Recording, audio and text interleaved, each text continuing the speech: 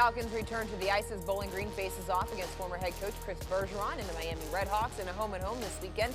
The Redhawks look to snap a 3-game losing skid for their home opener, while the Falcons are determined to put on a show in their return to the Slater Family Ice Arena on Saturday.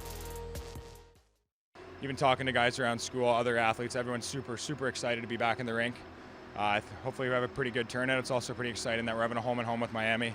I think they're going to have a pretty good crowd, playing guys like our buddy Billy, who was here last year, and then coming back home for a bit of our home opener. I know everyone's excited to get in arenas like this, even football stadiums, basketball. I think BG's looking for that extra morale. It's a bit of a sports athletic school, so I think everyone's pretty excited for that. A home-and-home series is something, historically we'll do non-conference. We didn't have the opportunity to do that a bunch last year, and like you said, especially with fans. So some of our guys are sophomores now and have never really experienced Slater Family Arena at its best, and so we're excited about the opportunity to have a big crowd in here and an opponent that people certainly are familiar with. The Miami Bowling Green rivalry goes back to the CCHA days.